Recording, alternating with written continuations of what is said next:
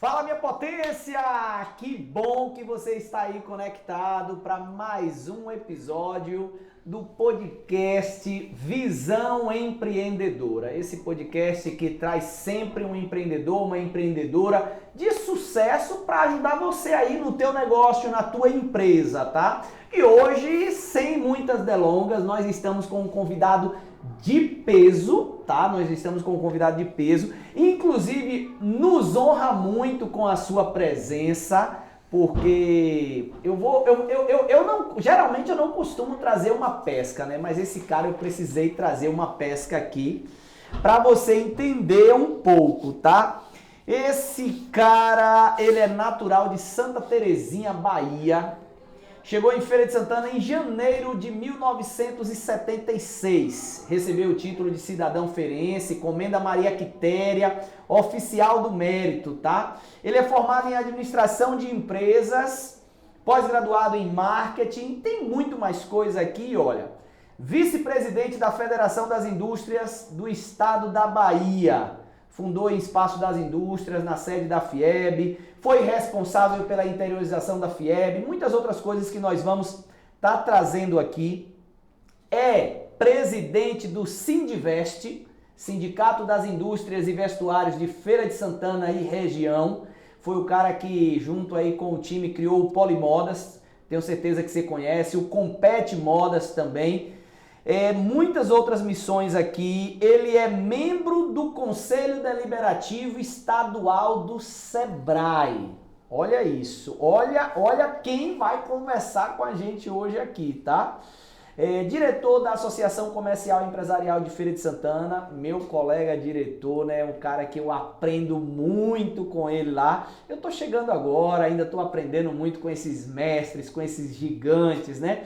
Diretor também do Centro das Indústrias aqui de Feira de Santana, membro do Conselho de Administração do CETEB, membro do Conselho das Micro e Pequenas Indústrias. E vou te falar mais, viu? Eu tenho certeza que quem fez isso aqui ainda esqueceu um monte de coisa, porque esse cara, ele é dono de uma experiência, de uma bagagem extraordinária. E eu quero começar aqui agradecendo, Edinho, pela sua presença. Edson Virgínio Nogueira Correia, mais conhecido como Edson Nogueira, e a gente aqui carinhosamente, em alguns momentos vocês vão ver, eu vou chamar também de Edinho, até porque o nosso podcast é uma mesa redonda, onde nós aqui vamos conversar e você aí de casa, ou viajando, ou na academia, você vai ouvir, tenho certeza, uma conversa bastante enriquecedora. Edinho, muito obrigado por você ter aceitado o convite e seja muito bem-vindo, meu amigo. Eu é que agradeço, Cleison Melo, pelo fato de eu estar aqui mais uma vez fazendo um podcast para a sociedade feirense, a sociedade baiana, a sociedade brasileira e a sociedade mundial, né? Porque nós estamos falando agora para o mundo inteiro. As redes sociais, ela não tem limite de alcance, ela alcança o mundo. Então, eu acho que é um prazer enorme eu estar aqui falando um pouquinho sobre a minha vida profissional, sobre a minha vida de entidades na quais eu já faço parte, já fiz parte. São muitas, quando você fala que tem muito mais coisa, tem muito mais coisas sim. Mais coisas que eu já passei, já não estou mais, mas é bom porque isso fica legal. Ficou a bagagem, ficou a experiência e ficou também a contribuição que você deu nesses lugares, porque eu te conheço, a gente está junto lá dentro da associação comercial, tem pessoas que participam e às vezes não participam, eles só estão presentes. Isso. Mas você não, velho, você participa, você faz questão de ser presença ali, de contribuir, de trazer uma crítica, de trazer uma sugestão. É um cara de uma criatividade extraordinária, ele está sempre apontando ali um ponto e a tua participação é muito bacana, Edinho. Agradecer isso aí. É muito bom quando você tem a condição de contribuir com aqueles empresários que você vê que não tem nenhuma condição de estar em determinados lugares. Sim. E como você é presidente de uma entidade como o Sindicato da Indústria do Vestuário, você poder promover missões isso, né, e levar essas pessoas a enxergarem algo que elas jamais teriam condição de enxergar se não estivesse fazendo parte de uma instituição como o sindicato na qual eu represento. Na Federação das Indústrias, eu fui vice-presidente da federação e responsável pela interiorização. A primeira coisa que eu fiz antes de tomar posse na federação, em 2014, foi trazer o presidente, ainda sem tomar posse, Sim. o presidente e toda a diretoria eleita, porque você tem que ter estratégia para você conseguir as coisas. E quando você é eleito em uma instituição bastante representativa e de grande poder econômico, poder decisório, é melhor que você traga essa pessoa logo para onde você tem o interesse, para que ela se comprometa. E aí eu fiz isso, eu trouxe o presidente e toda a diretoria para um evento aqui em Feira de Santana, mas mostrando a situação da segunda maior cidade do estado da Bahia, ter um SESI em estado de ruínas. E aí levei o presidente lá, o presidente eleito, o Carlos Gilberto Farias, e lá ele vendo a situação, eu disse, presidente, o que eu quero é que o senhor se comprometa com a nossa cidade. O senhor não se comprometeu com ninguém ainda, por isso que eu estou trazendo aqui. O homem é estratégico na hora certa. Estrategicamente, ele não tinha compromisso com ninguém, então Sim. ele poderia se comprometer conosco. Perfeito. Eu não sou sozinho, eu tenho um grupo em Feira de Santana de sindicatos, na qual nós tínhamos essa força de fazer com que eu fosse vice-presidente da federação. Aí eu promovi esse evento, trouxe o presidente e toda a diretoria, ele disse, Edson, fique tranquilo, se o que vocês querem aqui é um SESI à altura da cidade de Feira de Santana, nós iremos fazer o SESI diante desse pedido que vocês estão fazendo. E aí nós temos hoje um SESI que é uma referência estadual que atende toda a sociedade feirense e as empresas também do setor industrial, né? Faz um serviço espetacular. Então, como vice-presidente da federação, ainda já eleito, tomado posse, eu fui nomeado a ser o responsável pela interiorização. Boa. E ser responsável pela interiorização é levar o desenvolvimento para todo o interior. Sim. E eu vi as carências de muitas cidades. A exemplo de Ipirá, por exemplo, que é uma cidade que tem uma vocação enorme voltada para o couro. Sim. Inclusive tem um distrito de Ipirá chamado Malhador, que toda casa tem um fabriquetozinho de carteira, de bolso, de cinto, de bolsas. E ali eu logo peguei o diretor do Senai e eu digo, vamos lá, porque eu quero que você conheça o potencial, o desenvolvimento dessa cidade, que a gente pode estar incrementando algo, criando ali um Senai e fazendo com que as pessoas se capacitem e transformem aquela cidade em um polo coureiro muito importante para o estado da Bahia. E aí, assim nós fizemos. Eu criei um Senai lá em Ipirá. Então, Ipirá hoje tem um Senai, fui eu que levei, Serrinha tem um Senai, também com a minha contribuição, junto com o prefeito, adquirimos o terreno, levamos, e outras cidades. Agora está indo, parece que está indo para Santo Antônio de Jesus? Santo Antônio de Jesus, é uma luta grande minha, de muitos anos, e agora nós estamos conseguindo levar para Santo Antônio de Jesus um Senai e um SESI, um sistema integrado, para que a gente possa levar a escola, pode levar o sistema de saúde ocupacional, né? Aproximando das indústrias de Santo Antônio. Santo Antônio também é tipo Feira de Santana, é uma cidade que está em pleno desenvolvimento. A nível de indústria, tem muitas indústrias lá, mas não tem um serviço do sistema lá para atender essas indústrias. Então agora nós estamos providenciando a levar o sistema para estar mais próximo da indústria, né? Sim. A educação para estar mais próximo da comunidade de Santo Antônio. Então, nós estamos levando para Santo Antônio, estamos levando para Lagoinhas e outras cidades mais que já têm tudo fruto de um trabalho que a gente vem fazendo ao longo dos anos. Né? Muito importante. Mas aí, voltando atrás, a época que eu trouxe o presidente aqui para fazer, para ele ver o estado do Senai, do SESI. Né? A gente promoveu um evento e depois eu promovi um almoço. Sim. O presidente ficou logo espantado, porque estrategicamente você tem que encantar as pessoas através de uma ação que ela possa perceber que você não é fraco.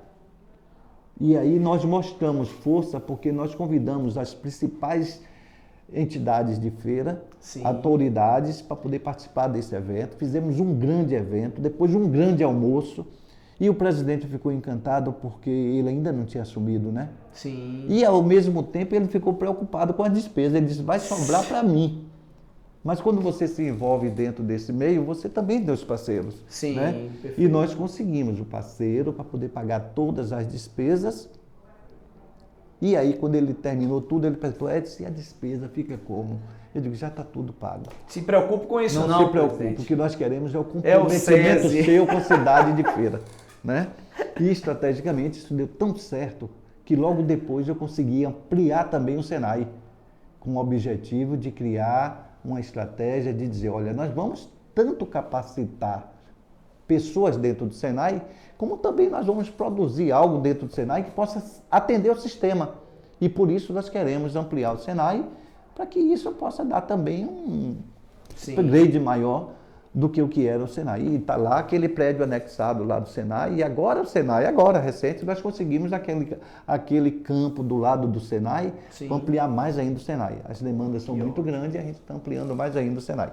Então eu já faço parte do sistema FIEB há muitos anos, e graças a Deus, nós de Feira Santana, eu falo nós porque uma pessoa só não pode representar muita coisa, mas nós nos unimos aqui com os sindicatos de feira, que é o sindicato de vestuário, o sindicato de plásticos, o sindicato de panificação e o sindicato de metalúrgico, né?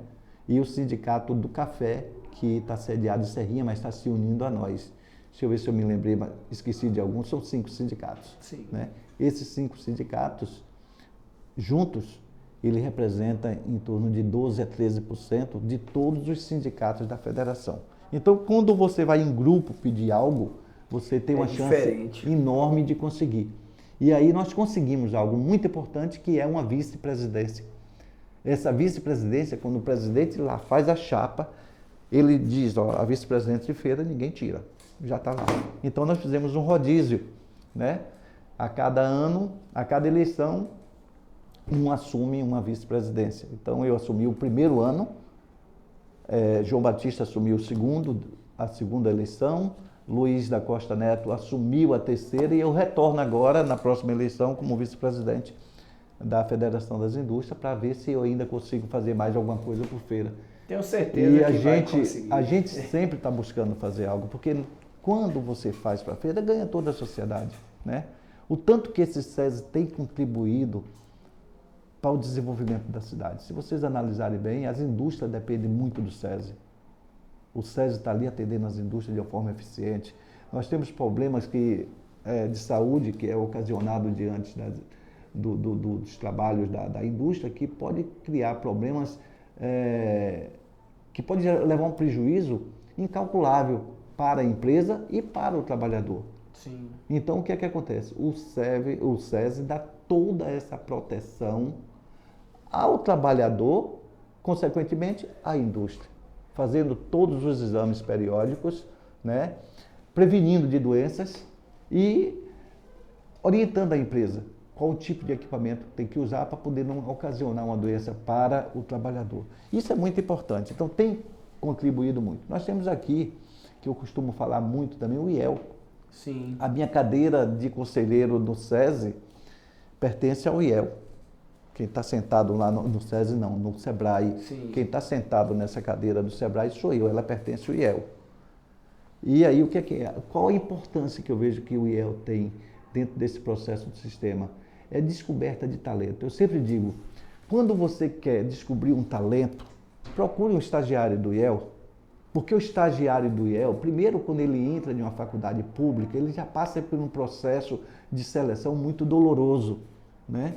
Sobretudo quando ele não participa de cota.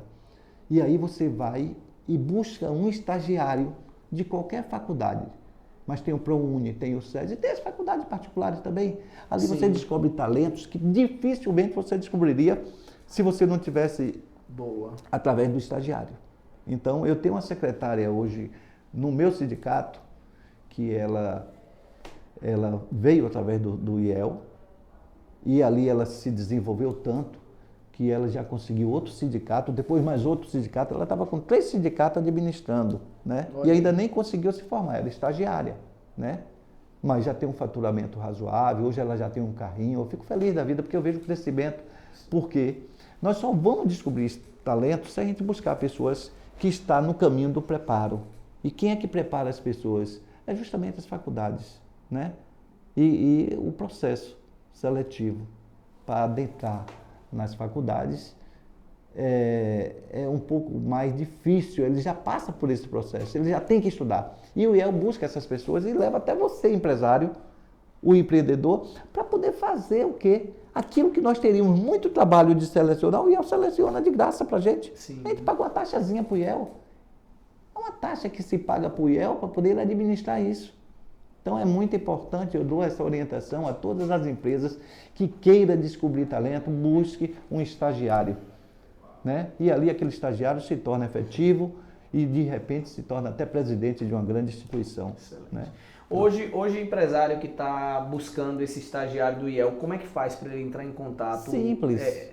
É simples, é só ligar para o IEL e dizer, Sim. olha, eu estou precisando de um estagiário assim, para Esse atuar. estagiário do IEL é só para a indústria ou é para o comércio também? Para qualquer lugar, prefeitura, indústria, comércio, qualquer um. E você vai descobrir talentos importantíssimos dentro da sua organização, né? Através do estagiário. Eu, por exemplo, sou um encantador. Eu gosto de buscar as pessoas que eu quero que se desenvolvam comigo. Primeiro eu busco um estagiário, né? Porque eu dou a oportunidade do primeiro emprego. Isso. E além de dar a oportunidade do primeiro emprego, você busca uma pessoa que já passou por um processo seletivo. Isso é importante. Sim. Você não precisa estar perfeito. Já foi provado ali, né? Já foi aprovado. Já foi provado. Né? Eu tenho uma experiência muito positiva também com estagiários. Eu contrato e tenho equipes. Hoje, inclusive, o gerente da minha maior loja começou comigo como estagiário. E hoje ela é minha gerente da minha maior loja. Eu sempre recomendo. Você está vendo como é importante? E outra coisa, Cleison, que na verdade você paga uma bolsa. Sim. Uma bolsa de estudo. Você paga uma taxazinha para o IEL, que está administrando, e uma bolsa para a pessoa que está estagiando. Eu acho que essa taxa do IEL ainda tem um seguro de vida, tem uma questão. Eu acho que deve ter alguma coisa dessa natureza, mas é importante que você busque o IEL para poder buscar os talentos que você quer para dentro das suas empresas, né? Isso eu já falei do IEL, já falei do SESA, já falei do Senai, vou falar um pouquinho do Sebrae. Boa. O Sebrae, a gente tem muitas coisas boas no Sebrae que pouco a sociedade empresarial sabe. Nós temos um fundo de aval no Sebrae que está em torno de 11 bilhões de reais a nível nacional, é muito dinheiro. E muitas pessoas que chegam no banco, aquele micro e pequeno empreendedor que chega no banco para tomar um empréstimo no Banco do Brasil, Caixa Econômica, Banco do Nordeste, aquele microcrédito ou até um crédito no valor, por trás desse empréstimo sempre tem o FAMP, que é o Fundo de Aval do Sebrae. Aí as pessoas às vezes dizem, poxa, como eu tomei um empréstimo fácil, não precisou de aval, o Sebrae está ali por trás, dando todo o apoio ao micro e pequeno empresário, para que ele tenha esse crédito para se desenvolver e colocar o negócio para frente. Né? Isso é um dos assuntos... E às vezes a galera nem percebe isso, né? Isso é um dos assuntos. O Sebrae está ali apoiando ele sem ele nem perceber. Isso é um dos assuntos. Outro assunto importante que o Sebrae tem são as missões empresariais. Sim. As missões empresariais, através das nossas instituições, entidades, a gente às vezes organiza. Agora mesmo nós estamos indo para a Febratec, a maior feira voltada para o setor têxtil e confecções. Acontece em Blumenau de 2 em 2 anos, é uma feira importantíssima, está indo 50 empresários, tudo bancado pelo Sebrae. O empresário arca com 50%, o Sebrae arca com 50% e dá todo o suporte para as pessoas irem nessas feiras, né? Ter conhecimento de maquinário, ter conhecimento de produção, ter visitas técnicas às fábricas, né? Com custo baixíssimo, Então o Sebrae na vida do empresário é muito importante. Mas as pessoas às vezes acham que sabe tudo, que não precisa do Sebrae, não precisa de um sindicato, não precisa, e aí demora demais para ter conhecimento das coisas. E quando demora muito, os outros já atropelou, já está lá na frente. Até ele chegar lá, vai levar muito tempo, porque ele não buscou o local certo para se desenvolver. Então o Sebrae é muito importante. Dentro do conselho do Sebrae, assim que eu entrei, eu achei que aquilo ali estava uma coisa muito dentro de 4 paredes, um conselho mais importante de todas as instituições dentro do estado da Bahia é o Conselho do Sebrae. O Conselho do Sebrae é formado pelo secretário de Desenvolvimento Econômico do Estado, pela Universidade Federal da Bahia, pela Federação das Indústrias, pelo IEL, pela Federação da Agricultura, pela Federação do Comércio, lá nesse conselho. Federação do Comércio, pela Sudene, pela Superintendência do Banco do Nordeste, Superintendência do Banco do Brasil, Superintendência da Caixa Econômica. Olha só, aí a gente está falando com todas as instituições financeiras. Depois vem a FACEB, FCDL, né? E eu estou lá no meio, representando ali o Conselho e sou de Feira de Santana. Então, as oportunidades, meu amigo, que a gente delibera lá, a gente delibera para o Estado todo. Tudo passa pelo Conselho do Sebrae para todo o Estado. Mas eu vi que estava ali dentro, tomando decisão de barreira dentro de 4 paredes. Eu digo, olha, estou vendo isso aqui, algo errado. A gente não pode estar deliberando uma coisa que está lá no oeste da Bahia, depois vamos para Teixeira de Freitas. São particularidades totalmente diferentes. A gente precisa conhecer a realidade das regiões. Portanto, a minha opinião aqui, que eu vou dar para os senhores, é que nós façamos aqui uma reunião itinerante em cada regional, para que nós conhecemos aqui um pouco da realidade de cada região. As decisões serão tomadas com mais seguranças. A gente vai conhecer o potencial de cada empresário, de cada região. Portanto, é importante a gente conhecer, sair daqui das 4 paredes. Ainda teve alguém que disse, mas o custo é muito alto. Não existe custo, existe investimento. É diferente de custo. É, perfeito. Né? E aí você leva todo mundo, todos os conselheiros. Quando eu levo o superintendente da Caixa Econômica, superintendente do Banco do Brasil, superintendente do Banco do Nordeste, da Sudene, eu estou levando desenvolvimento para essa região. Depois eu levo a Universidade Federal da Bahia, eu levo as federações todas para fazer uma reunião. Quando você chega em um lugar como nós fizemos em Teixeira de Freitas, em Barreira, Porto Seguro, Irecê, já fizemos várias reuniões itinerantes provocadas por mim. Pô, eu fico muito gratificado porque você vê que aquela região precisava de ver esse povo para poder se comprometer. Você não pode se comprometer com o que você não está vendo. Perfeito. E aí você tem que estar no local, conhecer a realidade. Do local. Então, para mim é um orgulho muito grande ter tido essa iniciativa de fazer com que o Conselho do Sebrae fosse o Conselho itinerante. E agradecer os presidentes que ali passaram, presidente do Conselho, Sim. que compraram essa Mantiveram ideia. E compraram essa ideia. Então, eu acho que é importante. Nós ainda temos alguma cidade importante para visitar. Jacobina, Juazeiro, e vamos lá. Então, são 2 reuniões por ano, 2 reuniões itinerantes por ano. Essas reuniões estão sendo mantidas e é importantíssima para o desenvolvimento daquelas regiões. Você não tem ideia, quando a gente sai de uma reunião dessa, uma reunião itinerante, como fica um legado para aquela cidade. Porque nós estamos comprometendo todo mundo. Se é na Federação das Indústrias, as indústrias estão sendo comprometidas. Sim. Se é na Federação do Comércio, está ali o SESC e o SENAC lá se comprometendo. Depois vem os bancos Nordeste, a superintendência dos bancos. E aí você leva o desenvolvimento. Então é importantíssimo, Cleiton. Na parte empresarial, você está movimentando entidades que possam gerar o desenvolvimento. Muito bacana. Que bacana, que bacana. Nós já ouvimos aí sobre a questão da FIEB, né? E a questão também aí do Conselho Deliberativo do Sebrae. E eu queria agora, até antes da gente falar da questão do sindicato aí, eu queria trazer um pouco agora de contexto disso. Edson Nogueira, empresário, quando foi que você sentiu essa necessidade de se associar, de participar dessas entidades? Quando foi que você viu a importância disso? Hoje é tão difícil para o empresário assim normal ele se associar, ele participar. De onde veio essa tua visão? Olha, eu vou te responder, mas vou voltar um pouquinho na FIEB, porque eu esqueci de falar da FIEB, que eu criei dentro da Federação das Indústrias também o espaço da indústria. Sim. Eu estava dentro de uma federação como vice-presidente, e nas reuniões de diretoria, eu já te respondo aquela questão da necessidade. Sim. Eu percebi que a gente não se sentia dentro da indústria. Sim. Aí eu disse, presidente, eu vejo que aqui dentro da federação a gente podia, na entrada, fazer uma modificação lá e colocar ali uma amostra de todos os produtos produzidos dentro do Estado. A gente não vai conseguir colocar todos, vai colocar uma boa parte através dos sindicatos. E eu acho que é muito importante isso, eu acredito que vai dar muito certo. E a gente poderia fazer isso, presidente. Se o senhor aprovar, eu posso estar aí contribuindo para que a gente faça isso aí. Ele disse, então faça. Está aprovado, toda a diretoria aprovou e hoje está um espaço lindo dentro da federação. Quando você entra, nós temos um auditório muito grande lá e semanalmente, mais de 2.000 pessoas frequentam a federação através do auditório. Todos veem o que a Bahia produz através do espaço da indústria que foi criado por mim na Federação das Indústrias, né? Voltando a essa ideia de como eu comecei, eu em 1976, quando eu cheguei em Feira de Santana, eu fui trabalhar em uma fábrica de prego. Aí trabalhei de manhã até meio-dia e disse, de meio-dia para tarde eu não vou nem que me mate, porque o peso é muito grande e não tenho esse perfil de carregar prego de um lado para o outro.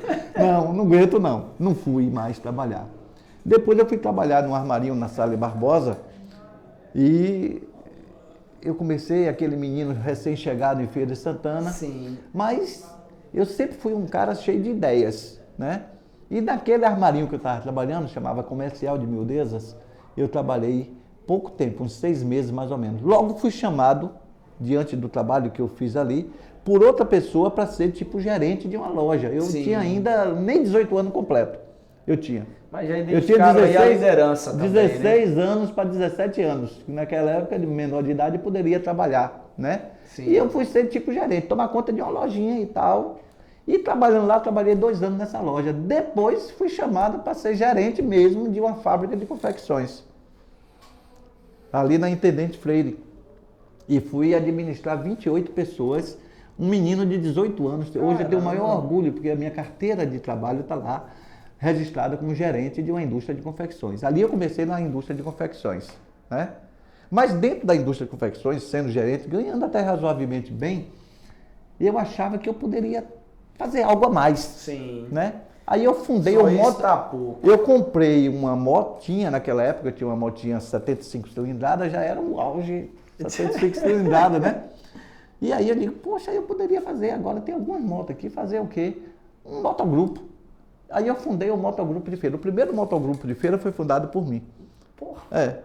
E aí a gente promovia, eu fazia camisas para as pessoas vestidas, já estava o quê? Umas 200, 300 pessoas, junto todas as motos de feira, queria estar presente ali, eu fazia camisa, deixava na Veslan, deixava na Motopeça, para vender essas camisas, para bancar essas viagens que a gente fazia. E aí foi fundado o motogrupo e eu administrando o motogrupo. Aquilo estava gerando recurso, estava gerando movimento e tal. Sim. Né? E aí pronto. Depois eu não quis mais saber de moto. Fui ser camelô por um tempo, porque quando eu me casei, o meu patrão me deu de presente a minha demissão, porque ele disse que eu precisava ganhar mais e que ele não tinha condição de pagar mais. Eu disse, pô, o que é que eu vou fazer agora? Rapaz. Como eu tinha clientes muito importantes, estava fundando o polo de Camaçari, e Camaçari estava no auge, aquela coisa, construção de todo lado. Eu disse, rapaz, eu vou comprar uns calçados e vou levar para Camaçari, para vender em Camaçari. Mas aquilo não fazia parte da minha vida, ser camelô. E aí, quando eu comprei aqueles calçados que eu levei para a feira, eu não tinha nem espaço para ficar, porque eu estava tão no finzinho da feira, que eu digo, ninguém vai comprar nada em minha mão aqui. Na ponta da rua. Mas eu tinha aquela sabedoria de vender. E as pessoas vinham até a mim e compravam tudo. E eu vendi tudo que eu levei, não sobrou absolutamente nada. É mesmo. Quando eu fiz as contas do que eu tinha ganho equivalente a 3 salários meus em apenas 2 dias. Aí eu disse, nunca mais eu trabalho de empregado para ninguém. A partir de hoje eu serei empreendedor, não serei mais empresário. Eu já vim todo empolgado. Aí eu já comprei uma lona maior, já comprei um monte de calçados e já levei na semana seguinte. Profissional agora. Para fazer um negócio bacana. Cheguei lá, rapaz, vendi tudo de novo. Eu digo, rapaz, esse negócio aqui, esse lugar aqui é o lugar de ganhar dinheiro. E aí pronto, aí eu comecei minha vida, passei um tempinho, mas não era minha praia ser camelô. Eu não queria ser camelô. Estava ganhando dinheiro, estava bom, mas... Depois eu passei a representar uma indústria de bebidas de São Paulo. Aí foi aquele plano de Sarney que faltava tudo. Eu terminei também desistindo, voltei para a fábrica de confecção. E na fábrica de confecção, eu comecei com um fardamento colegial. Comecei com um coador de café, fabricando coador de café. Aí tudo que eu fabricava, coador de café e franelinha para vender em posto às dúzias. Sei. Aí chegava no posto, o cara me comprava 1.200 dúzias, 2.000 dúzias, 10.000 dúzias. E aquilo estava dando um resultado importante. Mas não era aquilo que eu queria algo maior, né? Queria algo maior. Aí eu entrei no fardamento colegial. E aí comecei vendendo fardamento colegial em todo lugar e tal, tal. E o tempo foi passando e cada cidade do interior que eu vendia estava se abrindo fábrica, e aí pronto. As coisas começaram a ficar difíceis para eu me manter só com fardamento colegial. Eu entrei com fardamento industrial. E fui me movimentando para poder se adaptar à realidade das coisas. E aí passei a trabalhar com fardamento colegial e fardamento industrial. O tempo foi passando, abri o sindicato, logo eu fui ser diretor do sindicato, né? Porque quando começa a abrir muita indústria, começa a vir muitos direitos, né? E a gente tem que se proteger. Quando abri o sindicato, eu fui ser diretor do sindicato e logo passei a ser presidente do sindicato. E como presidente eu estou até hoje. Sai um, depois entra outro, depois volta, eu volto. Eu sei que eu já tenho mais de 20 anos lá, entrando e saindo, agora mesmo renovei o meu mandato. Estou até hoje lá, mas isso sempre no como empresa. Sindivest? No Sindivest, Sindicato da Indústria do Vestuário. Né? E como presidente do sindicato eu tenho feito muitas ações. Uma das últimas ações que eu tenho feito agora, que está sendo um sucesso, nós estamos na 4ª edição, é o Compete Moda Bahia. Fala um pouco sobre o Compete Modas, Edio. O Compete Moda Bahia, eu tive uma ideia seguinte, como medir a produtividade e estimular as pessoas a produzirem mais com menos.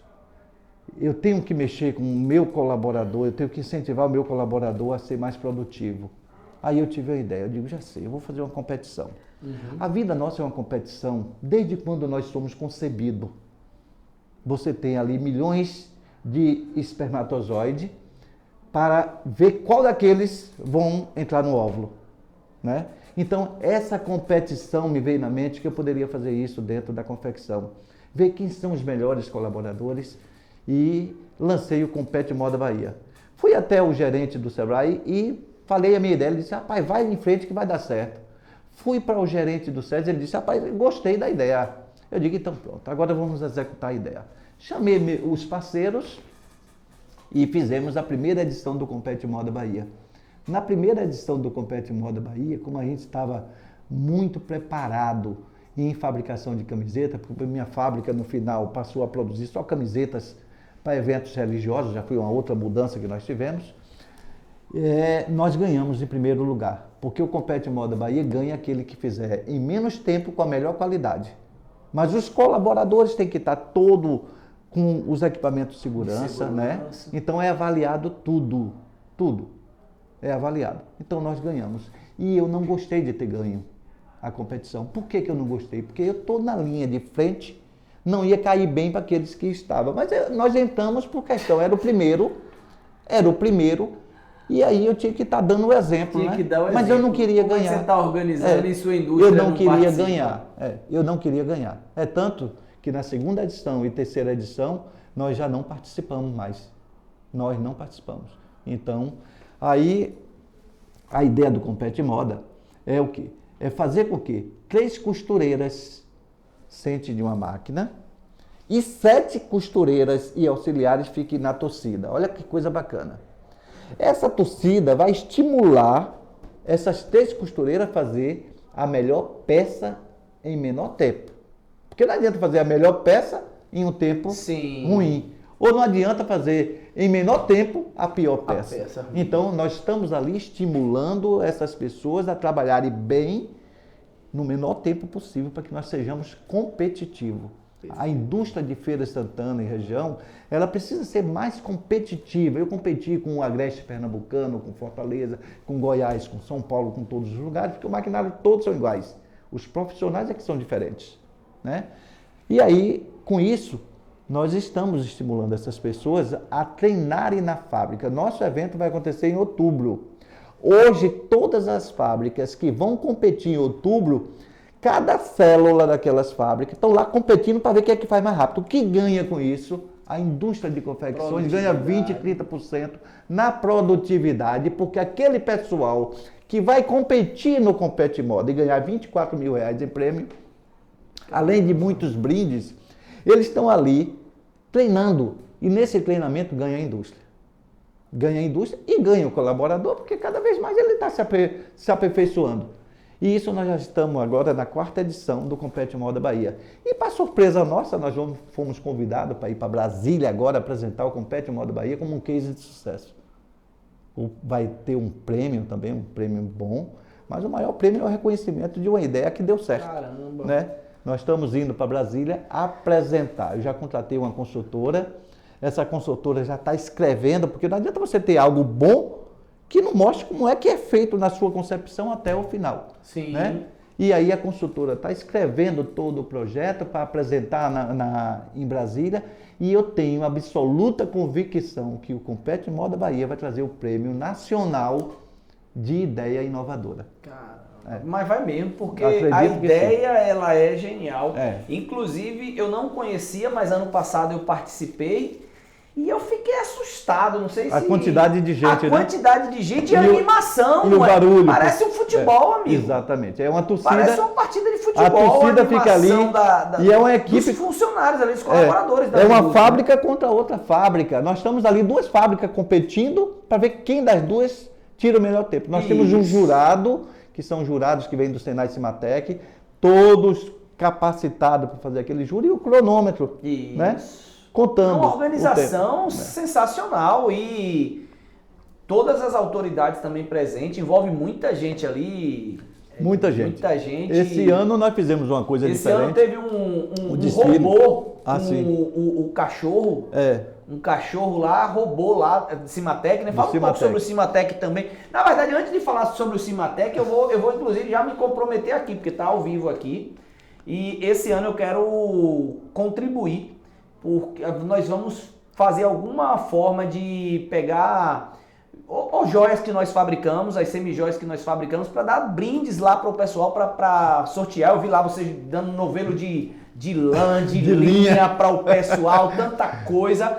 E a gente pode apoiar, porque o interesse nosso aí é apoiar, porque, cara, isso foi uma ideia que merece ser apoiada, incentivada, porque, cara, vocês fizeram um desfile de modas com as colaboradoras, por funcionários de fábrica, mulheres que muitas das vezes estão excluídas ali.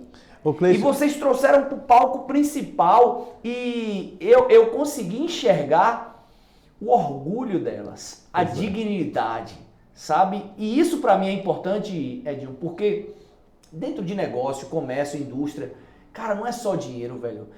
A empresa tem que ganhar dinheiro? Tem. Eu não sou contra lucro, não. Eu sou capitalista, tem que ter dinheiro, tem que ter lucro. Mas, cara, a gente precisa contribuir. A gente precisa trazer a dignidade do trabalhador, a gente precisa dar espaço para essas pessoas, a gente precisa incluir essas pessoas. Então, para mim, uma iniciativa como essa, ela precisa ser apoiada e incentivada, velho. Parabéns. Eu fico muito grato de você dizer que vai contribuir, porque a gente começa a pedir prêmios e olha como uma coisa, nós damos R$24 mil em dinheiro para os ganhadores. Olha para isso. Primeiro prêmio, primeiro colocado é 12 mil, segundo colocado é 7 mil reais e o terceiro colocado são 5 mil reais. Né?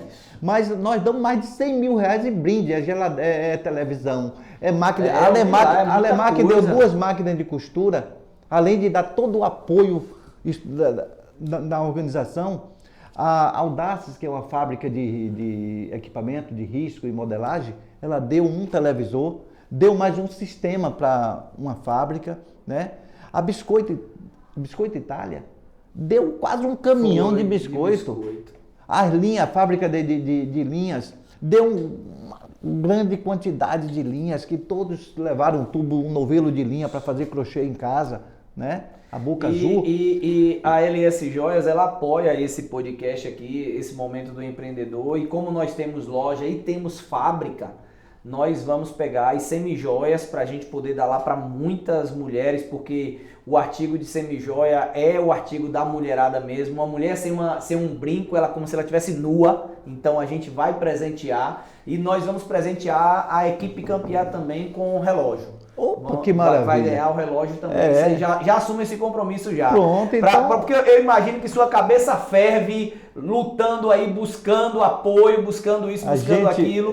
E conte comigo, meu irmão. A gente usa, nós já começamos, porque tudo na vida tem que ter planejamento. Nós não podemos fazer um evento. Estratégia, você já mostrou aqui, rapidinho aqui na nossa conversa, desde a questão lá do SESI.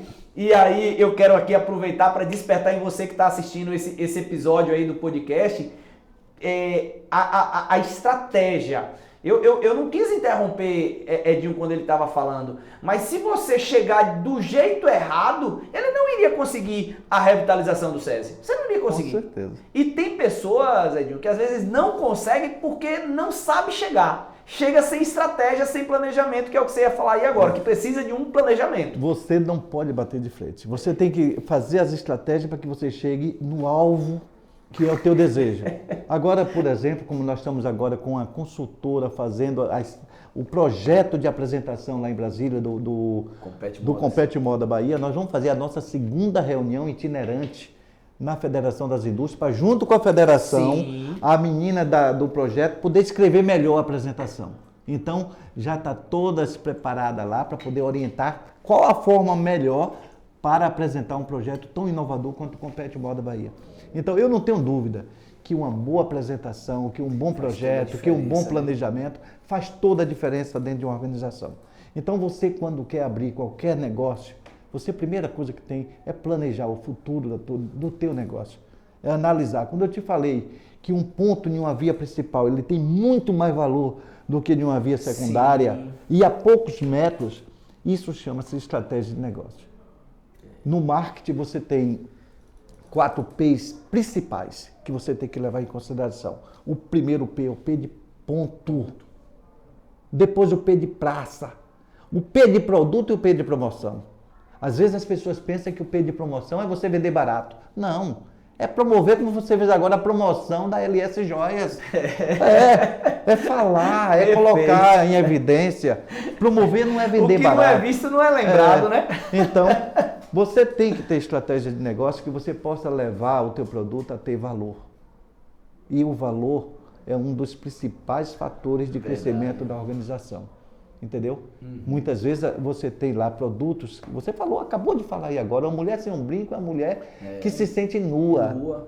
Você fez algo. E isso eu ouço das minhas clientes. Elas falam, eu posso sair, se sair sem brinco eu me sinto nua, é como se eu não tivesse me arrumado. Veja uma mulher, num casamento, numa formatura, ela pode se vestir com o vestido mais caro do mundo. Veja se ela aceita. Não, você tá com esse vestido sem eu colocar brinco, não. Pois é. Possível, irmão. O brinco é o tchan. É o tchan. É o tchan, sabe? É aquela coisa. Então, você já se comprometeu comigo, com o Compete Moda, de poder fazer aquelas mulheres brilharem. E esse ano nós vamos fazer diferente. Esse ano nós vamos fazer o Compete Moda em 2 dias. 2 dias. O primeiro dia nós vamos pegar as colaboradoras de cada fábrica, para que ela faça a sua roupa para desfilar. Poxa. Né? E vai ser uma roupa que vai ter uma... Como é que diz aí? Deixa eu ver se eu me lembro aí. Que está muito na moda hoje, essa questão da reciclagem. Reciclagem. Então você tem que se preocupar muito com a questão ambiental. Né? Então você tem que estar preocupado. Então ela tem que fazer daqueles bagaços lá da indústria uma roupa. E aí vai desfilar. Boa. Então, a economia criativa, ela vai ter que funcionar dentro desse desfile. Então, na sexta-feira do dia 24 de outubro, nós iremos... Já vou colocar na agenda. Nós iremos fazer um desfile à noite, a abertura do evento. Durante o dia da sexta-feira, eu já faço isso há mais de 8 anos, nós promovemos um evento no Outubro Rosa, que vai acontecer também no mesmo dia, e nós damos de graça... isso aí também, que é uma ação social. Nós damos de graça, é uma ação social que a gente já faz há quase 10 anos, 140 exames de mamografia. Já tivemos casos de pessoas que estavam em fase inicial de problemas que foi resolvido por conta dessa mamografia que nós fazemos gratuitamente. E eu consegui isso, o SESI banca tudo e nós fazemos isso de forma gratuita para essas colaboradoras. Edinho, me permita a gente e a importância de um podcast como esse. Porque essas coisas, às vezes, as pessoas não sabem. Infelizmente passa batido. Passa batido. E aí, infelizmente, por até alguns interesses políticos, a figura do empresário é rotulada, que é o explorador, é isso, é aquilo. E a gente não divulga, muitas das vezes, informações como essa. Uma questão dessa do Compete Modas, de valorizar, de naquele desfile ali, não é contratada modelo de fora, não. São as operárias ali, as colaboradoras das fábricas que vão desfilar. Exatamente. Elevam sua autoestima. Isso aqui que eu tô falando, eu não sei se eu consigo exprimir. Mas eu senti a felicidade da mulherada. Ela, quando desce da passarela, a torcida vibra e elas vivem um momento dela de fama, pô. É bom nós lembrarmos, que eu não posso deixar de mão aqui, o apoio que nós temos do SEBRAE, sim, da Federação das Indústrias, bom, do SESI, do SENAI, do CIMATEC e do SENAC. O SENAC toma conta da questão desse desfile aí, meu amigo, dá um show. O SENAC dá um show. E são apoios, que sem esses apoios eu não faria nada disso. Eu não faria nada disso. Eu tenho que reconhecer que é buscando parcerias. Mas eu entendo isso aí que você está falando e concordo, assino embaixo e tem que ser grato. Inclusive isso aqui é um corte para a gente poder agradecer todo esse apoio aí. Mas, cara, a tua visão empreendedora, estratégica, para mim é extraordinária. Porque às vezes, Edinho, o que é que eu mais vejo? Os recursos estão aí, como em outras cidades e outros estados, os recursos às vezes estão, mas falta a cabeça pensante para articular isso, para fazer conversar, porque tem muitas entidades dessas que às vezes poderiam não se conversar. E aí você vai conectando os pontos e articula e cria ações como essa que tem se criado aí. Então, para mim, e isso é muito importante, porque é a visão empreendedora. Só fazer um parêntese aqui, quando eu disse que eu ia trazer no podcast Visão Empreendedora a nossa irmã freira Irmã Rosa, o pessoal falou assim, pô, mas Irmã Rosa e é empreendedora? Eu falei, grande empreendedora. Grande empreendedora. Às vezes as pessoas acham que quando tá falando de empreendedorismo, tá falando só de empresa, de negócio, de lucro. Não, ela é uma grande empreendedora. E além de empreendedora, ela tem um coração diferenciado. Isso. Ela faz uma ação social que só a Irmã Dulce fez melhor do que ela. Isso. Né? Mas ela acompanha os passos da Irmã Dulce.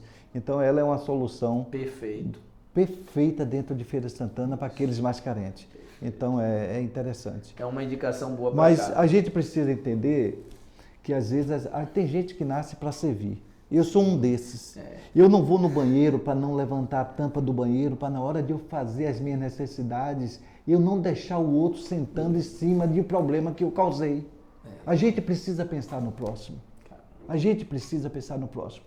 Na questão sindical, eu soube, junto com outro presidente do sindicato lá de Salvador, que Minas Gerais e São Paulo tinham dado uma condição para as indústrias de vestuário daqueles estados de isenção de ICMS para quem estava no lucro presumido. Eu automaticamente acionei o governo do estado, junto com outro presidente do sindicato lá de Salvador, nosso amigo Valdomiro, e nós fomos até o governador para poder buscar o direito que nosso estado vizinho estava dando. É um direito nosso.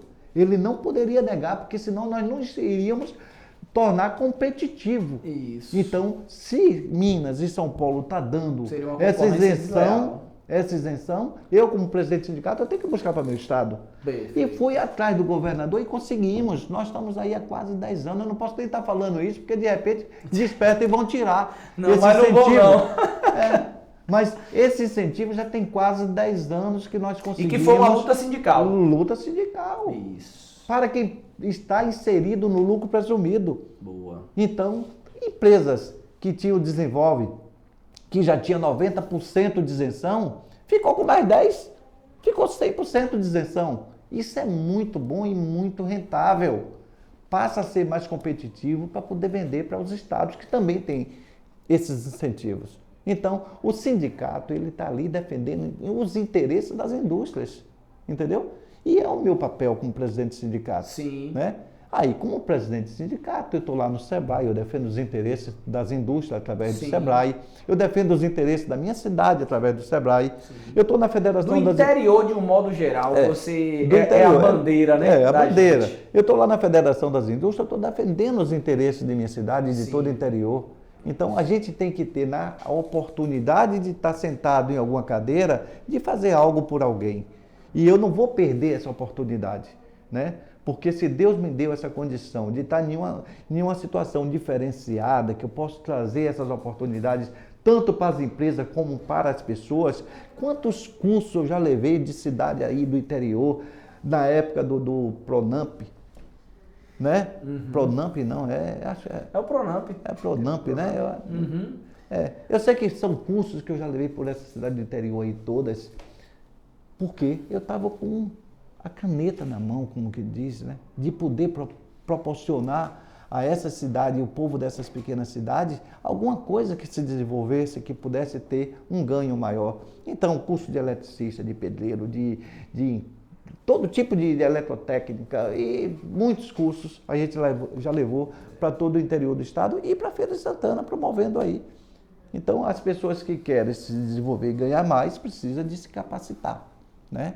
E o Senai está aí para isso, para capacitar as pessoas. Pegando um gancho nessa fala aí sua, que para mim estava dentro da minha programação até para o final, mas já que trouxe isso aqui, a gente vai trazer, porque é muita coisa aqui e o tempo passa muito rápido. Cara, você falou muito bem sobre a tua vontade de servir, quando você falou, existem pessoas que nasceram para isso, nasceram com essa missão, e você é isso de fato. A gente fez uma viagem recente para Salvador, para um evento da terceiro encontro de lideranças aqui do estado da Bahia. Cara, e eu fiz questão de sentar do teu lado, porque é uma aula. A gente aprende o tempo todo. E uma coisa que mais me chama a atenção em você, e por isso que eu fiz questão de te convidar para você estar aqui no podcast, é que nessa lista que eu falo aqui, ó, e na nossa conversa aqui, só vê serviço. Então, ver esse sentimento de servir, de ajudar, e não é, porque entidade que é status, não, porque sempre tem aquela galera que olha, isso não é isso não, é tipo, numa conversa contigo, você já pegou na Feira das Indústrias e falou, você quer expor sua indústria Então, a tua vontade de contribuir, né? A Mostra da Indústria que vai acontecer em julho, inclusive já conversei com o Carol vamos estar expondo lá as nossas semijoias que nós fabricamos aqui, fabricação própria nossa. E tipo assim, eu vejo o teu interesse da China, bora falar isso e não sei o que, já busque isso. Dentro, como eu falei no início, hoje nós somos diretores dentro da associação comercial, que me honra muito fazer parte. Quando eu olho os gigantes lá, eu falo, quem é Cleison Melo, rapaz, perto desses gigantes? Mas para mim é um orgulho muito grande. E tipo assim, eu aprendo muito e vejo sempre a participação e a vontade de servir. E você trouxe algo que, às vezes, não é nem falar de negócio, mas que para mim é muito importante, está tão carente no mundo hoje. Você trouxe de uma forma muito simples. Cara, você vai num banheiro, se levantar a tampa, velho. Não custa nada, né? Não custa nada. Não custa nada. Você e às vezes as pessoas estão tanto no individualismo de eu e o resto que se dane. E a gente precisa, e nós como empreendedores, e para mim isso é visão empreendedora também, a gente pensar mais no outro, a gente pensar mais no meio ambiente, a gente pensar mais em sustentabilidade. Eu acho que esse caminho vai trazer um crescimento sustentável. Isso para mim é um verdadeiro crescimento. Você só consegue ter sucesso na vida quando você alimenta o bem. Perfeito. Porque o mal, ele por si termina se destruindo você mesmo. Então você tem que estar preocupado com isso. A minha vida toda foi dedicada a servir. Sim. Dinheiro é consequência de tudo que você faz. Você tem que trabalhar, eu sempre trabalhei muito, mas sempre me dediquei à igreja, um pouco do meu tempo para a igreja, e sempre quis fazer alguma coisa. Quando eu fico inquieto quando eu não posso contribuir. Eu quero estar contribuindo de alguma forma, porque Deus dá a cada pessoa um potencial, mas também dá a ele o livre-arbítrio para tomar as decisões. E de repente você tem um potencial, mas o teu livre-arbítrio não deixa você utilizar o teu potencial ao bem, a serviço do outro. Então, é interessante que você use a tua capacidade para servir. Para servir. E eu quero te fazer uma pergunta difícil agora, tá? Se prepara aí, porque vai uma pergunta difícil. E eu quero convidar você que está nos ouvindo aí agora, assistindo a gente, o nosso episódio, o nosso podcast, que eu sei que está incrível, você está aprendendo bastante aí, está crescendo muito. Curte esse vídeo, tá? Se inscreve no canal, porque toda segunda-feira tem um episódio novo, tá? Toda segunda-feira, é compromisso.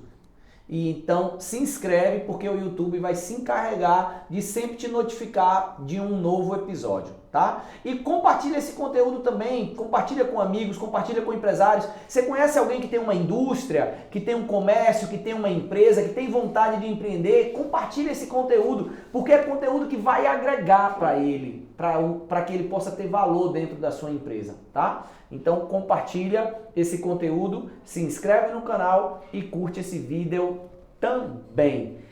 Edinho, a pergunta é bem difícil, tá? Eu quero saber o seguinte, cara, ao longo da tua jornada, porque eu nasci em 80, você estava chegando em feira em 76, então você já viveu muita coisa dentro da tua empresa, dentro do teu negócio, como funcionário, vice-presidente da FIEB, conselho do Sebrae. Eu queria que você me trouxesse uma história agora, que é o seguinte: qual foi o maior desafio que você enfrentou, que você viveu coisa pra caramba? Por isso que eu tô falando que é uma pergunta difícil, porque para um cara que viveu muita coisa, eu perguntar qual foi aquela situação que deu um friozinho na barriga, que você falou, cara, será? Que situação foi essa e como você conseguiu superar esse desafio? Eu já te falei aqui qual foi o meu maior desafio. Sair da zona de conforto de empregado para ser empreendedor.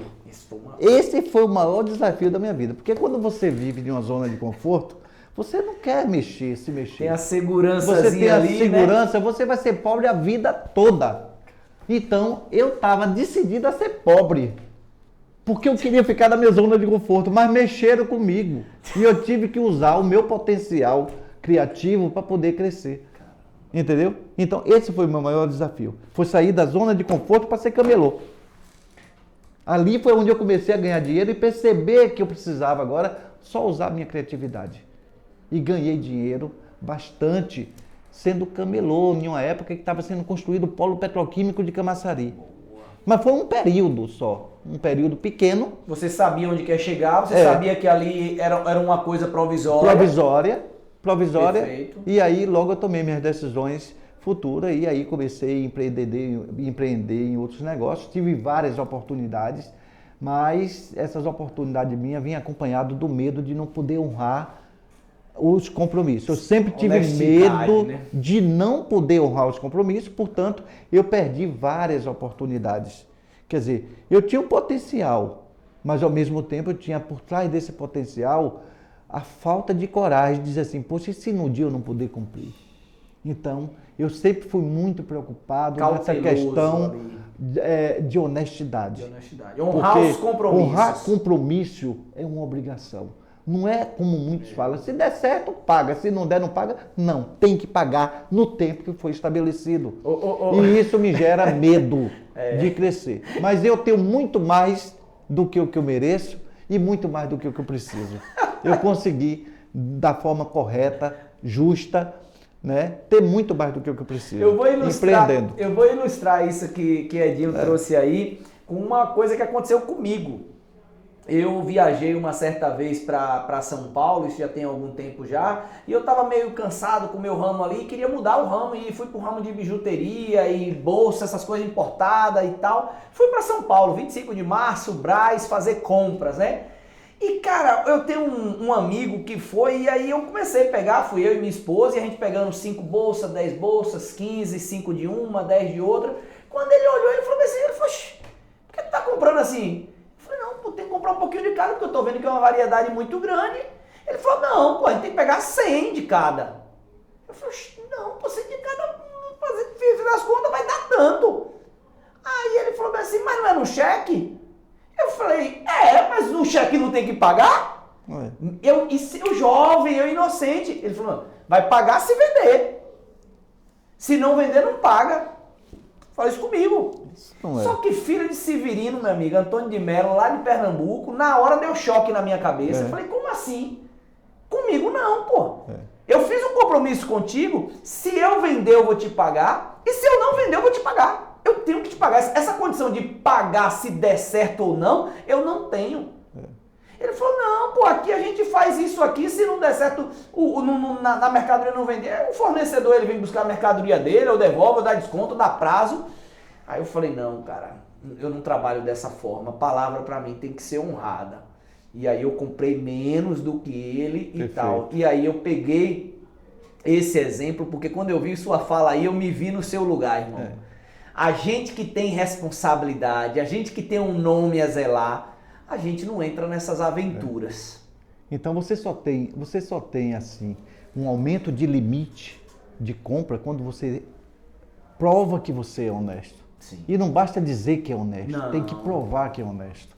Entendeu? Então eu acho que você tem que ter esse cuidado de saber que se eu vendi R$1.000 ou R$1 milhão, aquele 1 milhão não é lucro. Não é lucro. Aquele 1 milhão não é lucro. Ali eu tenho despesa de produção, eu tenho despesas que são chamadas de despesas fixas. Isso. E eu tenho que tirar tudo aquilo. Na sobra daquilo ali é 5% do que a gente pensa que tem. Às vezes você pensa que ganhou muito e começa a comprar um carro, comprar um sítio, comprar uma casa. E de repente você está gastando dinheiro que não é seu. E entra em dificuldades com o dinheiro dos outros, porque usou o dinheiro dos outros para fazer o que não deveria fazer. As pessoas abrem um negócio e a primeira coisa que se preocupa é de comprar um carro bonito, é de fazer um belíssimo escritório, e aí ficou bonitão na fita. Mas o principal ele não tem, é o crédito para comprar o produto que vai fazer ele se permanecer no negócio. Às vezes ele não tem nem capital de giro, pô. E às vezes não tem nem capital de giro, entendeu? Então é importante você pensar justamente de planejar aquilo que você quer, fazer uma pesquisa de mercado do que você quer, tudo como manda o figurino e dizer, olha, eu já sei que se eu vender R$1 milhão, eu só tenho 5% de lucro quando tira todas as despesas. Baseado nisso, eu só posso gastar dos 5% que eu tive, 3%, porque 2% fica de reserva. Boa. E aí você começa a crescer justamente com esse nível de responsabilidade. Com essa mentalidade. Com essa mentalidade. Perfeito. Né? Perfeito. Porque se você não tiver essa mentalidade, você começa a pensar que o dinheiro é seu, gastar mais do que o que deveria gastar e não ter como se permanecer no mercado. Eu conheço muito. Sim. Eu conheço muita gente que faz isso. Então, as pessoas às vezes começam o negócio e a primeira coisa que faz é ir no banco tomar um empréstimo para começar o negócio. Aquele empréstimo, se comprasse a mercadoria, fizesse uma forma de uma pesquisa sobre o negócio que vai colocar e de repente colocasse produtos para vender, ele iria dar passos largos até chegar e alcançar, se consolidar dentro do negócio. Mas não, muitos acha que o dinheiro que ele tomou nem vai pagar e compra logo um carro. O carro tem que ter. Depois do carro, ele vai pintar tudo, arrumar todo o imóvel, o dinheiro acabou. Aí vai comprar mercadoria fiada. Aí já fica com a dívida da mercadoria e do empréstimo. Aí já fica mais difícil. E aí para esse negócio rentabilizar suficiente para você pagar isso aí, já fica mais difícil. Já fica bem mais difícil. Isso aqui é muito bom e é o que eu falo, gente. Toda segunda-feira a gente tem esse episódio. E olha a aula. Agora eu te digo, você está ouvindo isso aqui, você não paga nada, é gratuito. Imagina o custo que é você parar para ouvir isso e aprender ou você pagar sofrendo. Porque infelizmente a maioria das pessoas aprende na dor lá, na hora, fazendo errado. E só procura ajuda quando está endividado. Infelizmente. Como esse podcast está muito ligado à questão empreendedora, quando eu estava na faculdade, que eu vi o professor falando que um dos 4 P's mais importantes é o ponto. Eu acho que qualquer pessoa que pensar em um negócio, a primeira coisa que tem que pensar é o ponto. Sim. Porque o ponto, ele faz com que ele cresça mais rápido. Se você tem um ponto bem localizado... É uma ajuda muito grande, eu concordo contigo. Se você tiver um ponto bem localizado, às vezes o cara está com pressa para comprar, ele diz, não, vou comprar logo aqui. O ponto está me chamando para eu comprar aqui. Né? Então, o resultado vem bem mais rápido. Então, é melhor que você, na hora de fazer qualquer negócio, comece a usar a ciência porque a ciência não falha. Perfeito. A ciência não falha. Perfeito, então, não faz nada através de forma empírica, achando que é da forma que você quer ou da forma que você acha que tem que ser. É melhor você buscar a ciência, buscar um consultor que possa te dar algumas orientações, fazer pesquisa de mercado. Outro dia estava conversando com um cara dizendo o seguinte: o Sebrae contribui muito com isso, viu? Sim. De repente você quer colocar uma padaria em um lugar que já tem 3 padarias, por que não vai para outro bairro e bota a padaria em outro bairro? Que de repente você botando em outro bairro aquilo ali, não tem nenhuma padaria, você vai vender 10 vezes mais. Né? Loja de material de construção, Visão. Você vai colocar em um lugar que já está tudo construído, tudo consolidado. Sim. Por que não no lugar que está em expansão? Que é muito mais fácil de você crescer, mais rápido para crescer. Então, é preciso ter a noção de que para eu abrir um negócio, eu preciso primeiro buscar o ponto. O ponto é fundamental. Perfeito. O ponto e a praça, né? Sim, sim. Porque quando eu falo ponto, você tem que ver a praça. No meu caso, eu falo de praça-cidade, mas a praça pode ser o bairro. Então, eu tenho um bairro que está em pleno vetor de crescimento. Poxa, é ali que eu tenho que colocar uma loja de material de construção. É ali que eu vou começar a empreender em algo que vai me dar um resultado mais rápido. Eu, quando estava fazendo minha pós-graduação, chegou uma loja para aqui e ela se instalou lá no Atacadão. No curso que eu estava fazendo, tinha várias pessoas importantes. E eu falei para o professor, aquela loja lá não vai dar certo. Ele disse, por que você não vai dar certo? Eu sou consultor. Eu digo, sim, mas não vai dar certo. Você pode vir aqui explicar por quê? Eu fui lá para frente e expliquei. Eu digo, primeiro, é uma loja de material de construção, onde nós temos diversas lojas vendendo do mesmo preço dele aqui no centro, no ponto principal. Quem vai lá comprar, vai comprar comida, não vai comprar material de construção. E eu vou lhe dizer mais, professor, aquela loja lá vai quebrar as outras dele toda, porque ele não usou a estratégia de colocar o produto no lugar certo. Ele colocou o produto em um ponto errado. Todo mundo foi contra mim. Um belo dia eu estou em São Paulo, um dos meus colegas, muito famoso aqui de feira, radialista, ligou para mim e disse assim, Edinho, você estava certo, a loja anunciou que vai fechar. Aí eu disse, olha meu amigo, ela não vai fechar só aquela não, ela já quebrou, foi todas. Ela já quebrou, foi todas. Porque a escolha do ponto é fundamental. É fundamental. Às vezes você tem um ponto de 5 mil e outro que custa 15. O de 15 você vende 1 milhão e o de 5 só vende 200 mil. Qual é o melhor ponto? A escolha do ponto faz a diferença do negócio. Então é preciso saber aonde vai colocar o teu produto para vender. Show, show. Muito, muito bom. Olha aí, olha a dica aí, olha a visão, tá? E aí, eu sempre digo, né? Parem de ficar na internet aí ouvindo conselho de quem nunca construiu nada.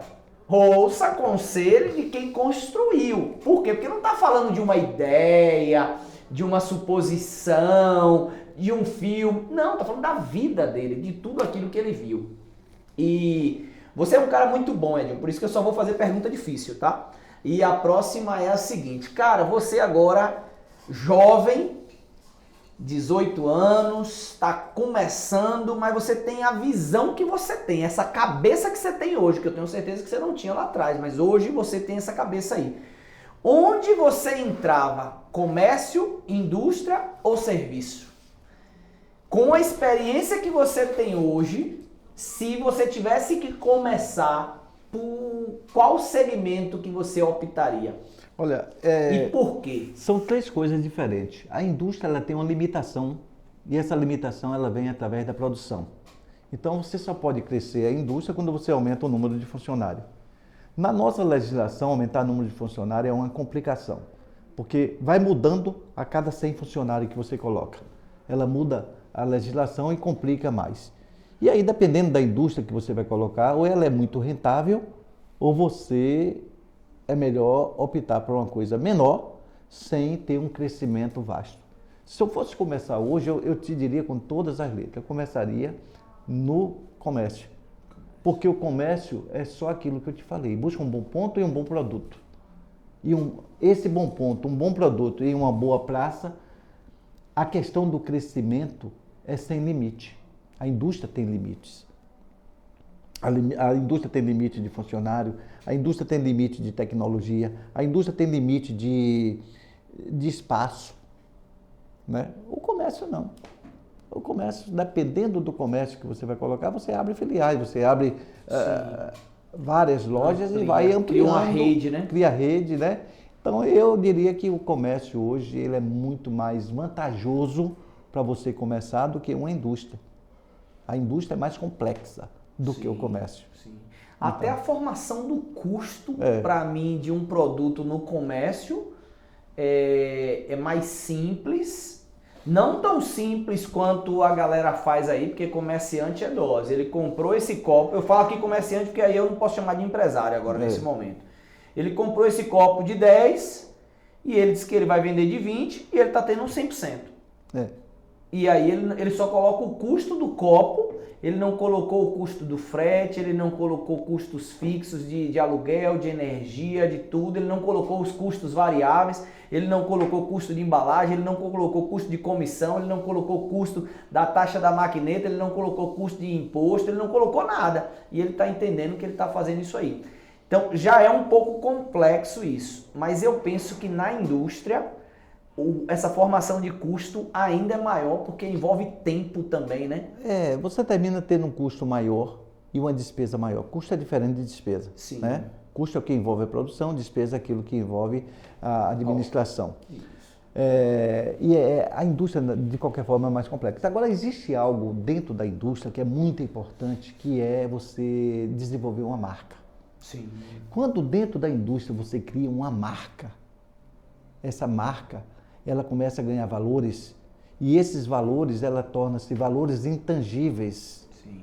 É a marca Coca-Cola, digamos assim, eu vou dar alguns exemplos. A Coca-Cola, ela tem uma marca, que ela tem muito mais valor do que a indústria. Coca-Cola. Então a marca Coca-Cola... O patrimônio dela, o maior valor é a marca dela. Né? Exatamente, é uma marca. Então dentro da indústria você tem algumas condições de criar marcas com valores intangíveis e imensuráveis.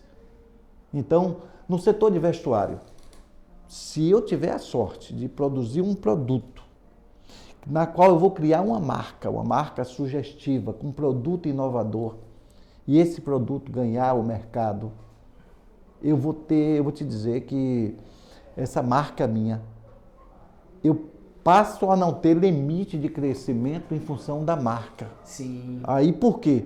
Porque eu posso criar normas de produção e terceirizar toda a produção.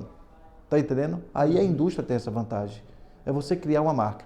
Eu vou dar outro exemplo de marca. Quando você cria uma marca sua, que ela ganha notoriedade, você pode comprar um produto ou mandar alguém fazer um produto dentro das características que você determinou. Os pré-requisitos ali. E colocar dentro dessa embalagem com a sua marca e aí você ganhar notoriedade e mercado. Entendeu? Perfeito. Então você pode fazer isso. Então a indústria ela te dá N possibilidades, mas criar uma marca não é fácil. Criar uma marca não é fácil. Criar uma marca é muito difícil você... Envolve tempo e dinheiro, né? Investimento. Tornar notória uma marca não é fácil. Não é fácil. É preciso que você crie uma marca, tenha bastante apoio, divulgue bastante e o resultado da divulgação seja real aquilo que você está dizendo. Porque não adianta você divulgar algo que não seja aquilo que você está dizendo. E as pessoas comprarem dizendo, eu só quero agora essa marca daqui para frente. Pronto, foi embora. A exemplo, eu te digo aí, sandálias havaianas. Sim. A sandália havaianas é uma marca que ela ganhou o mundo. Na Europa, eu tive agora recentemente em 3 países e eu vi sandálias havaianas penduradas lá por 60 euros. Caraca, 60 euros. Eu vi uma sandália havaiana que eu disse, não é possível. 60 euros, se você multiplicar por 5, dá 300 reais. É lógico que você não pode fazer essa conversão. Sim. Mas por que isso chegou a esse ponto? Porque ela ganhou marcas. Quantas pessoas tentaram copiar a sandália havaiana? Muitas. Mas a Havaianas ganhou essa notoriedade e ganhou o mundo. O mundo conhece as sandálias havaianas, né? Então, quando você tem, no segmento de moda, eu tive na Itália, em um lugar lá em Milão, que chama-se o Quadrilátero da Moda. Esse Quadrilátero da Moda só tem marcas famosas. Você não compra nada nesse quadrilátero menos de 5 mil euros para usar. Sim. Então só tem coisas caras, valorizadas e marcas importantes. Mas por que que Milão é a capital da moda no mundo? Porque a Itália, tudo que faz é na mais perfeição possível. São perfeitos demais. E é aquilo que eu falei, ele primeiro busca a tecnologia através da ciência e de universidades. Eu visitei o Centro Politécnico lá de Milão, que é onde eles estudam o fio, eles estudam tudo. Eu tive em uma fábrica de tecido em Milão, já fazendo divisa com a Suíça, que eu fiquei dizendo assim, rapaz, que tecido bom esse tecido. Só vende para as grandes grifes, não vende 1 metro para o Brasil. Nem tem acesso aqui, né? Eles produzem não sei quantos milhões de metros de tecido por dia. Eu andei quase 2 quilômetros dentro da fábrica, tudo automatizado, não vi ninguém trabalhando na fábrica. Só os robôs trabalhando. Mas a qualidade do tecido que eles produzem é uma coisa fenomenal. Mas por que isso? Porque por trás dessa fábrica tem uma universidade preparando as pessoas para fazer o melhor. E os produtos italianos, todos eles, eu tive a oportunidade de visitar várias empresas, indústrias lá na Itália, e todas que eu entrei, eu fiquei encantado com a qualidade do produto. São produtos que têm o DNA italiano e a tecnologia alemã. As fábricas eu vi muito maquinário alemão, mas o DNA dos produtos italianos você pode fechar os olhos e comprar. Porque por trás daquele produto tem estudos, Sim. né? Tem conceitos. Aí eles fazem, o italiano passa 2 horas explicando como foi concebido e como chegou o produto na prateleira. É tanta história que eles têm diante de um produto que você diz, eu vou levar um negócio desse para casa. Você está falando, é tão forte isso aí que no meu segmento de joias, a prata italiana é a mais cara que tem. Ah, tá vendo aí? A prata, as peças, as correntes e tal, aí tem de Bali, tem lá da Indonésia e tal, mas são bem mais baratas. Mas quando só em colocar o nome que a prata é italiana, ela já valoriza. Imagina, aí eu não tinha esse conhecimento que você me falou aí. Pois é, eu tive em uma feira lá em Milão, que essa feira não entrava chinês. Olha aí. Não entrava chinês, porque eles copiam para produzir um produto de baixa qualidade com o mesmo design italiano. E os produtos italianos, eles têm qualidade. Eles têm qualidade. Observe a Ferrari. A qualidade de uma Ferrari, qualquer carro produzido, qualquer coisa produzida na Itália, vocês podem fechar os olhos e comprar. Porque eles não fazem por fazer. São rigorosos com São qualidade. rigorosos com a qualidade, produto de qualidade. Então, isso nos enriquece muito quando você tem esse conhecimento de viajar, de buscar conhecimento fora do país, né? Então você vê tudo isso acaba, essas instituições, né, Sebrae, tudo isso acaba promovendo também para que a gente tenha esse conhecimento, entenda como funciona, até para trazer para o Brasil, para que a gente possa se desenvolver para ficarmos competitivos também. Se inspirar em algo bom. Você pode até fabricar algo ruim, porque as pessoas não querem comprar um produto de boa qualidade. Sim. Mas é bom que você tenha um produto de boa qualidade mostrando para as pessoas. Eu, quando vou comprar alguma coisa, eu nunca olho a questão do preço, eu olho a questão da qualidade. O preço a gente negocia depois. Sim. Mas se você tiver um produto para me vender que custa R$5 e me dizer, olha, isso aqui é assim, assim. Mas esse aqui custa 20, mas é bem melhor do que esse, eu vou te comprar o de 20. Perfeito. Porque a qualidade é importante, ela vai durar mais. Ela vai te elevar mais como pessoa, vai te dar mais dignidade. Então é muito importante você usar um produto que te eleve na condição humana de usar um produto de boa qualidade. Eu acho que a indústria ela te possibilita, e você que viaja, que visita outras indústrias, que visita outros negócios, você começa a dizer, rapaz, eu posso produzir igual. Eu sempre me preocupei muito com a qualidade de meus produtos. Sempre me preocupei. Eu visitei agora, o mês passado, eu estive agora na Bélgica, estive na Holanda, eu visitei o maior porto da Europa. Eu digo, rapaz, não dá para entender como eles podem fazer um porto com tanta tecnologia, o maior porto da Europa. Tem 60 quilômetros de extensão. Cara, você não consegue ir a pé, 60 quilômetros de extensão. Você olha máquinas e mais máquinas, containers sendo descarregados, tudo automaticamente. A gente vê um portozinho como esse nosso aqui de Salvador, com a dificuldade de descarregar um navio. Então, você vê as coisas fluírem na Europa.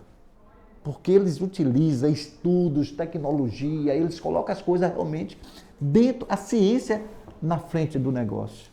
Não adianta você ter o achismo que vai dar certo se você não estuda, não planeja, não faz algo da forma que tem que ser feita para que a coisa dê certo.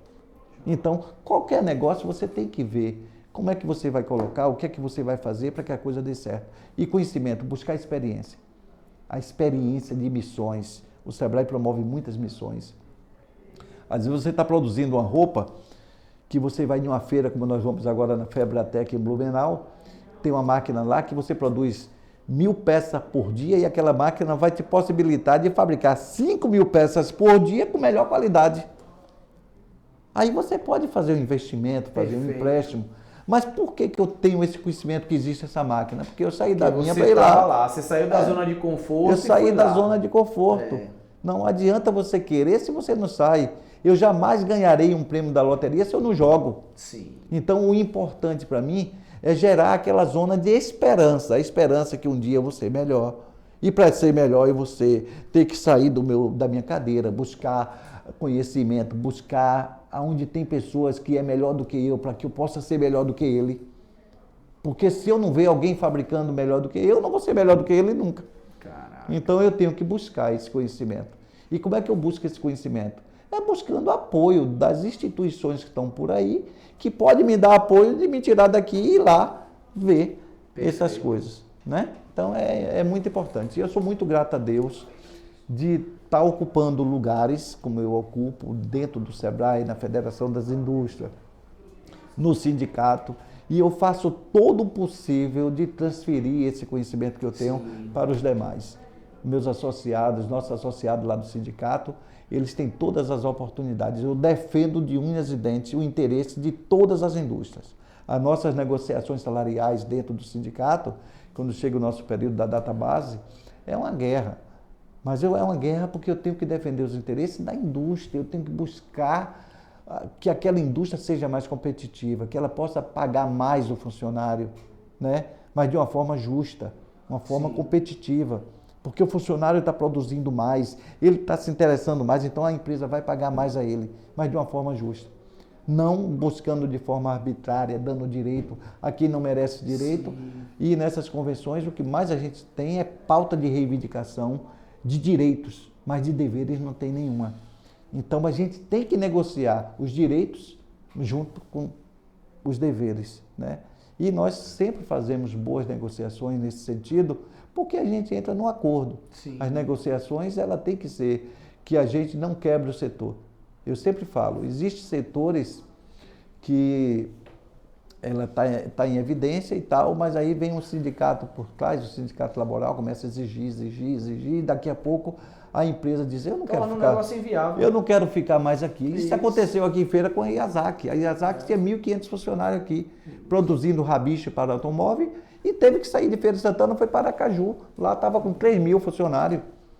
Então nós perdemos. Se torna um negócio inviável. Então é muito importante. Edinho, o tempo é curto para conversar contigo. Seu currículo é muito grande. Aí tem que marcar outras oportunidades. Já acabou o tempo? Foi? Não, tá acabando, mas é porque eu quero trazer. Eu quero trazer duas coisas. Eu quero trazer mais uma pergunta aqui, mais duas perguntas que eu quero fazer, mas já deixa aqui que eu quero você aqui novamente, tá? Beleza. Então, quando estiver aproximando aí o Compete Modas, a gente vai marcar para você poder vir aqui, para a gente poder dar continuidade, né, nessa nossa conversa, porque realmente é muito assunto e as pessoas que estão nos acompanhando, que sempre é bom mandar perguntas, sempre é bom seguir a gente no nosso perfil, né, no nosso Instagram, que é @visãoempreendedora, porque a gente está sempre ouvindo o que é que as pessoas querem, e é por isso que essa pergunta agora vai muito das pessoas que nos seguem, que é tipo assim, pensando em marketing, em vendas, em financeiro, em gestão de pessoas, Na tua experiência, você como líder do sindicato ali, você teve contato com diversos empresários ao longo da tua vida e eu tenho certeza que você viu alguns empresários prosperarem e alguns empresários falirem, se endividarem. Então você viu nesse cenário muitas coisas que deram certo e muitas coisas que deram errado. Baseado nessa experiência, o que é que você diz para o empresário que está nos ouvindo agora? O que não fazer, que você viu que se fizer dá PT, dá merda literalmente, porque quem fez isso lá atrás se embananou, deu problema. E aí depois você vai fazer o que fazer. O que fazer é a pergunta de qual o perfil que você viu do empresário, do empreendedor, fazer que dá certo, fazer que cresce. Pegou a visão? O que não fazer e o que fazer. Dá esse presente aí, baseado na tua experiência aí. A primeira coisa, eu, como empresário, sempre tive muitas dificuldades, mas também baseado na minha honestidade de ter capital de giro, reservar algum capital para não passar dificuldades. Então, o que é que nós temos que fazer? É sempre ter uma reserva de escape. Você não pode ser empresário trabalhando sempre dentro do seu limite. Vendendo almoço para comprar janta. Nunca. Você tem que trabalhar para que você crie uma reserva, para que essa reserva te possibilite a você vencer os obstáculos que poderão vir. Então, às vezes você está na zona tranquila de conforto. De repente, muda o cenário. Sim. E você cria um problema que você não tem que correr para o banco ligeiro, senão você quebra. E aí você não tem reserva nenhuma. Então, uma das coisas que você tem que ter, liquidez. Liquidez. O que é liquidez? É algo que você desfaça rápido para poder sanar problemas que pode te matar, economicamente falando. Então, é muito importante o empresário buscar essa liquidez para que ele possa prosseguir. E outra coisa que jamais você nunca deve fazer é colocar o braço aonde não te compete, porque de repente você quer comprar fazenda, você quer comprar carro, você quer comprar tudo, tirando o dinheiro dos outros para fazer algo. Então, dentro da organização empresarial, ela precisa ter limites. E o teu limite é você que tem que estar avaliando se você tem realmente capacidade. E muita gente não faz conta. Eu, desde quando eu comecei a minha vida empresarial, eu sempre fui cuidadoso, antes de existir sistemas empresariais, de poder fazer todas as minhas anotações para eu saber quanto eu estou ganhando diariamente, semanalmente e mensalmente. Boa. E anualmente. Porque dentro do ano tem várias oscilações. E essas oscilações, ela vai te dar um resultado do ano que você pode estar fazendo a base do que você pode gastar. Pegando um gancho nisso que você falou aí, cara, eu faço um trabalho de mentoria com empresários, com lojistas e tal. E eu vou te falar uma coisa aqui que é assustador. A maioria dos empresários que eu vou fazer um processo com ele não sabe o lucro dele do mês. Ele não sabe o lucro dele do negócio. Ele só sabe o faturamento. É impressionante como o indicador dele é o faturamento. Não, eu cresci tantos por cento do ano passado, eu aumentei tanto, eu faturei tanto. Quando eu pergunto para eles qual é a tua margem de contribuição, ele não diz a margem de contribuição da DRE, ele diz o markup. E quando eu pergunto qual foi o lucro dele do exercício, o lucro dele daquele mês, ele não tem. Ele não tem. Isso é normal? É normal porque as pessoas não têm... pega tanto faturamento. E aí, infelizmente, eu tive um caso de a gente aqui no ELOC, a gente preserva nomes, mas uma pessoa que ela tá tomando prejuízo, ela tá fechando no vermelho. Muitas... ela acha que ela tá que ela tá devendo porque tá vendendo pouco. Mas a conta dela, o negócio dela... Não fecha. O grande problema da maioria dos empresários é que eles formam preço baseado no vizinho. Se ele está vendendo, tá vendendo lá de tanto. Se ele está vendendo de tanto, eu tenho que vender também de tanto que eu vou ganhar. E, na verdade, a compra dele, que ele não está fazendo conta, está sendo mais cara do que a do vizinho. Então, eu tive uma loja na rua e eu vendia equipamento de proteção individual. Juntamente com a minha indústria, eu tinha essa loja. E eu peguei um produto, estrategicamente, eu peguei um produto que todo mundo usava. Sim. E botei do preço que eu comprava. Porque eu tomei a decisão de, em vez de fazer uma propaganda em rádio e televisão, sim, eu ia colocar aquele produto a preço de custo. E com aquele preço de custo, na avenida que era a minha loja, todos que passassem, que vissem aquele preço daquilo ali, não ia nem acreditar. E ia vir na loja, comprava o produto e, juntamente com o produto, comprava outras coisas que ia me dar lucro. Eu tive um excelente resultado. Mas o povo queria me copiar com todos os produtos que estava vendendo, achando que eu ia vender tudo mais barato. Mas só esse produto é que eu vendia barato. Só esse produto que eu botei como uma isca para chamar o cliente para conhecer minha loja. Então, eu negociava com o meu fornecedor um preço melhor porque eu ia vender a preço de custo. Mas o restante dos meus produtos todos tinham preço normal. Entendi, perfeito. Né? Era uma estratégia que eu usei para poder chamar, porque eu não ia fazer propaganda. Hoje acontece muito isso nesses atacadões aí, às vezes eles colocam isso num leitinho, numa coisa, eles até limitam a quantidade ali de venda por pessoa e tal, para justamente não incorrer nessa situação aí de prejuízo. Chegamos ao final do nosso episódio aqui, do nosso podcast Visão Empreendedora.